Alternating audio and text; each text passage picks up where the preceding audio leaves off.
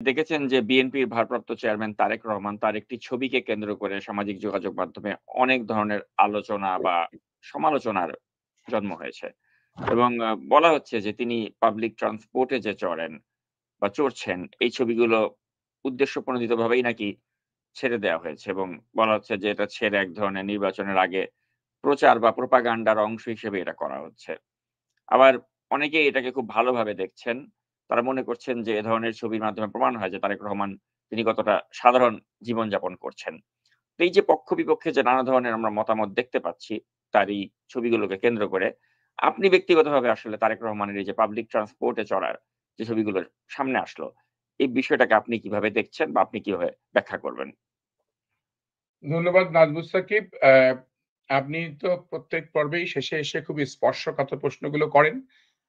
যেখানে আমি একজন রাজনৈতিক কর্মী হিসেবে অনেক সময় আমি ভাবি যে এই বিষয়ে আমি যখন খুব জোরালো আলোচনা এবং সমালোচনা করি সেখানে আমি অনেক প্রশ্নের মুখোমুখি হয়েও যাই। গত পর্বেও আমি কথা বলার পরে অনেক রাজনৈতিক ব্যক্তিবর্গই বলেছে আমাকে ফোন করে যে, "তুমি অনেক স্পষ্ট করে অনেক কথা বলেছ যেটা ঠিক না।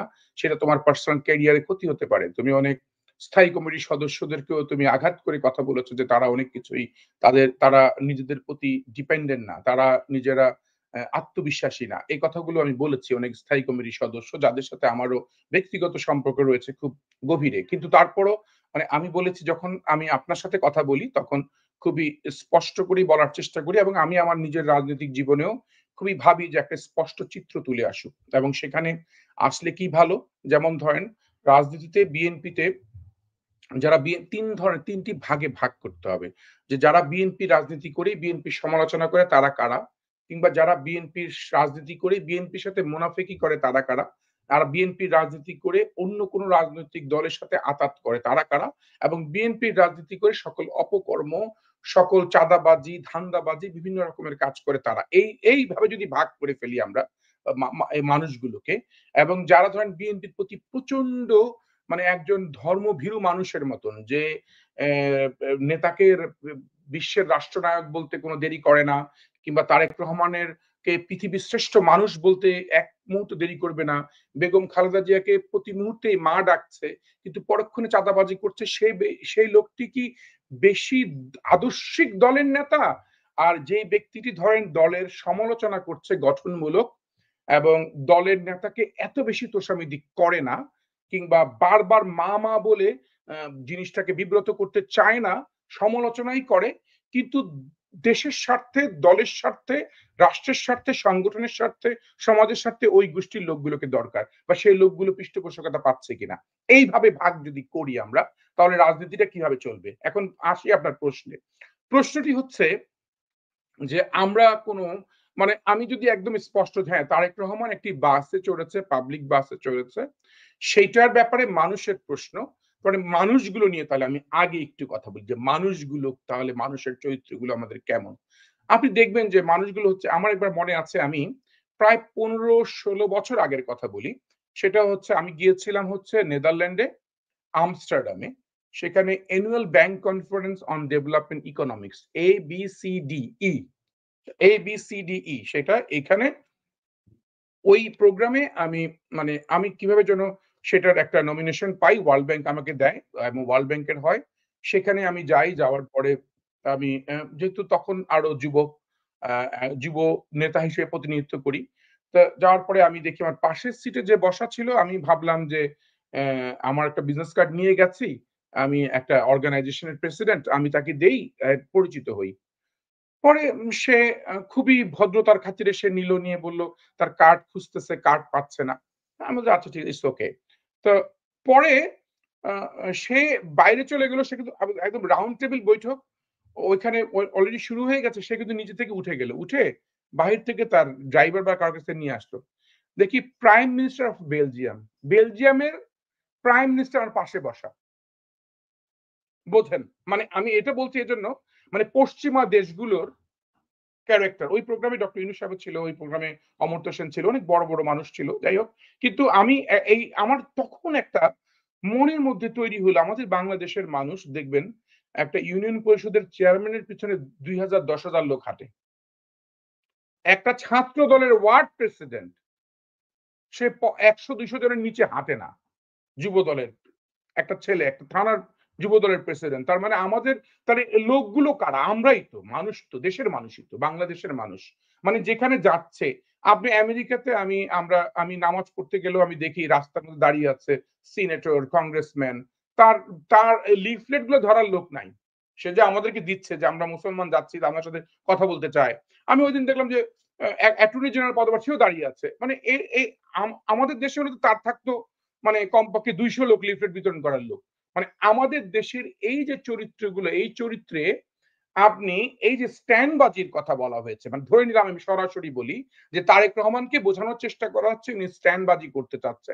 উনি বাসে উঠেন নাই, অনেক দামি গাড়িতে চড়ে। যেই লোকগুলো এই প্রশ্নগুলো করে, এই লোকগুলো কি বুকে হাত দিয়ে বলতে পারে যে ধরেন তারেক রহমান মানে কোনো একটা জায়গায় গেলে এমনি তো মানুষ মানে হাজার, হাজার লোক এমনি চলে আসতেছে। উনার কাউকে ডাকতে হচ্ছে না তো। মানে ডাকার প্রয়োজন হচ্ছে না। দেখা করার জন্য ২-৩ হাজার লোক এখনই দাঁড়িয়ে আছে। এটা কারা? মানুষই তো। উনি তো পারছে না যে না ভাই আমি দেখা করব না বা করতে চাই না। আমার সাথে কেউ ঘুরবেন না। নামাজ পড়তে যাবে, সেখানেই নামাজ পড়তে যাবে। তার চোখের সাথে চোখ যাতে দেখা হয় সেজন্যই ৫-৭০০ লোক চলে যায় নামাজ পড়তে। এই যদি চরিত্র হয় আমাদের মানুষের কিংবা আমরা যেটা দেখেছি ধরেন একটা মানুষ রাস্তায় অ্যাক্সিডেন্ট করেছে, মরে যাচ্ছে তাকে টিপেই মেরে ফেলতেছে মানে দেখতে গিয়ে। দেখতেছে ভাই কি হলো? কোথায় ব্যথা পেলেন? কোথায় ব্যথা পেলেন বলতে টিপে আমরা যারা উন্নত দেশে যে সেটা দেখা যাচ্ছে কি সেটা তো একজন মানুষ নিরাপত্তার জন্য যার দায়িত্ব সেই আসবে। চিকিৎসার জন্য যার দায়িত্ব সে আসবে। আর আমরা কিন্তু যার দায়িত্ব সে না। দায়িত্বের বাইরে আমরা কাজগুলো করি। আমরা কিন্তু আমাদের মানসিকতা নিয়ে কোনই কথা বলছি না এতক্ষণ ধরে। আমরা শুধু বলছি তারেক রহমানের মানসিকতা। কি? তারেক রহমান। আর ভাই উনি একজন মানুষ না? উনি তো একজন উনি তো রক্ত মাংসে গড়া মানুষ। উনার কি একটা স্বাভাবিক সাধারণ জীবন যাপন করতে মন চায় না? করতে তো মন চায়। কিন্তু আমরা কি দেই? হ্যাঁ, এখন উনি ঠিক আছে উনি একটা দলের প্রধান। উনার স্বাভাবিক জীবন কেন হবে? উনি সবার থেকে অস্বাভাবিক থাকবেন। সবার থেকে উনি অন্য ধরনের থাকবেন। সেটা আমরা ভাবি। আমরা ভাবি তো করি। কিন্তু উন্নত দেশে তো তারা একজন সিনেটরকেও তাই ভাবছে, দলের প্রধানকেও তারা তাদের মতো করেই মানুষ ভাবছে। তারা বাড়তি কোনো অ্যাটেনশন দিচ্ছে না। ফলে যে বিপদটা হচ্ছে, আমরা ধরেন এখন এখন তাদের প্রশ্নগুলো কি? তাদের প্রশ্ন হচ্ছে এই ছবিগুলো কে তুললো? তাদের প্রশ্ন হচ্ছে ক্যামেরার পেছনে ৫০০ লোক দাঁড়ানো। তাদের প্রশ্ন হচ্ছে উনি কেন দৌড়ায়ে নামছেন? এমন অবান্তর প্রশ্নগুলো তারা ছুড়ে দিচ্ছেন নিজেকে প্রশ্ন না করে, নিজের বিবেককে জিজ্ঞেস না করে যে আমি কোন মানসিকতার। আপনি যে লোকটি বলছে সেই লোকটিও তারেক রহমানকে দেখার সাথে, সাথে দেখাতে সব ফেলে দিয়ে তার পিছনে দৌড়ানো শুরু করবে। তাহলে এই লোকটাকে বাধা দিবে কে? এই লোকটাকে তাহলে একটা লোক তো সে চলতেই পারবে না।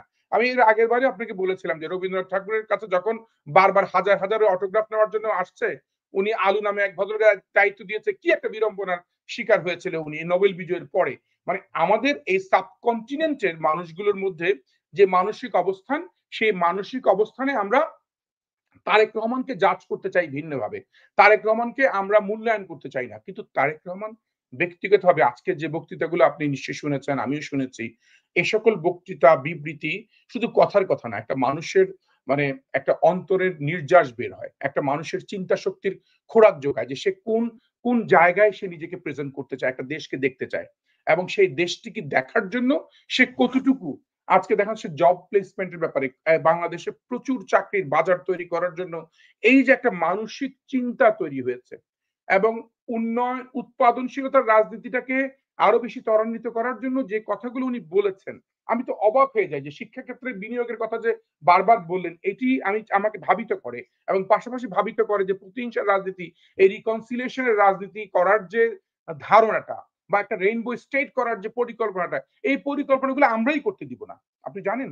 আমাদের যে মানসিক অবস্থা আমরা বলব যে আপনি কেন প্রতিশোধ নেবেন না? আপনার উপরে এত অত্যাচার করেছে।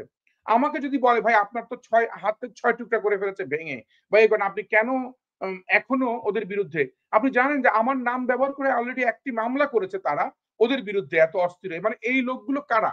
উৎসুক। মানে ১-২ টি মামলা আমার মানে যার ব্যথা তার খবর নাই। যার মানে বলে না যার বিয়ে তার খবর নাই, পাড়াপড়শির ঘুম নাই। তো আমাদের অবস্থাটা হচ্ছে পাড়াপড়শির ঘুম নাই। যার ব্যথা, যার কষ্ট। তারেক রহমানের পরিবার সে ব্যক্তিগতভাবে যেভাবে নির্যাতন, নিপীড়নের শিকার হয়েছে, সেই যদি বলে আমি প্রতিহিংসার রাজনীতি করব না, আর আমরা যদি বলি না আপনাকে প্রতিহিংসা রাজনীতি করতেই হবে, না করলে আমরা থাকবো না, তাহলে দোষটি কার হবে? এটিগুলো একটি বড় বড় বিষয়। এখন আসি সমালোচনার জায়গায়। কারণ আমরা এই পর্বে অবশ্যই সমালোচনা করেই শেষ করতে চাই। কারণ সমালোচনাগুলো যদি না করি তাহলে আমাদের এই সমালোচনাগুলো একটা জায়গায় হয়তো স্থির হয়ে থাকবে। সমালোচনার জায়গাগুলো হচ্ছে ধরেন বিএনপির প্রত্যেকটি নেতাকর্মীর মানে ঠিক তদ্রুপ মানে দলের প্রধানের মতন করেই আচরণ করা উচিত। তাকে বুঝতে হবে যে মানুষ কি কাজ করলে বা বললে মানুষ ভালো বলবে, এই এতটুকু ন্যূনতম জ্ঞান থাকা দরকার। মানে আপনি হঠাৎ করে এমন কিছু করলেন অপ্রত্যাশিত, আপনাকে ন্যূনতম যদি জ্ঞান না থাকেন তাহলে রাজনীতি করা উচিত না এবং এই দলকে ব্যবহার করা উচিত না। সেটি অনেকের মধ্যে নাই। যেটি হচ্ছে সে জানেই না যে আসলে আছে ন্যূনতম আমি কোন কথাগুলো বললে যে আসুন ভাই আমরা সবাই মিলেমিশে চলি, একই সমাজ গড়ি। এই কথাটি বললে ১০ টি মানুষের অ্যাটেনশন পাওয়া যাবে না। কাউকে আমরা ঢুকতে দিব না। এই কথা বললে কি বেশি অ্যাটেনশন পাওয়া যাবে? হ্যাঁ, বেশি অ্যাটেনশন পায় কিছু লোকজন ওই নেতার মতো করেই আরো কিছু কর্মী তৈরি করে যেগুলো এইগুলো তখন ফলে কি হয়?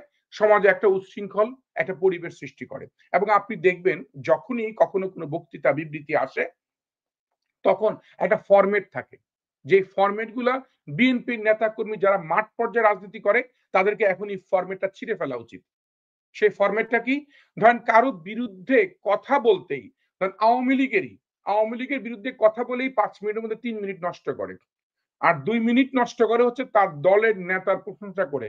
ফলে সে কি কারণে আসলো, কি করবে এবং কি প্রেজেন্ট করতে চায় সমাজের জন্য সে অবস্থানটি আর বলে না। ফলে বিরোধিতা এই করার একটি প্রবণতা আমাদের মধ্যে এই আমাদের রক্তের মধ্যে ঢুকে গেছে রাজনীতিতে। এটি নতুন বাংলাদেশ, নতুন রাজনীতি, নতুন বিএনপির মধ্যে দেখতে চাই। যেটি হচ্ছে কি? সেটি হচ্ছে এই বিএনপির নেতাকর্মীরা আর এভাবে বক্তৃতা ১ জন বা ২ জন তো দিবেই।